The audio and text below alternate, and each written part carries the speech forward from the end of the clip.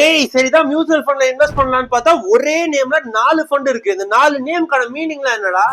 இந்த மாதிரி நீங்களும் confuse ஆகியிருக்கீங்களா? Don't worry, I'll make you understand this.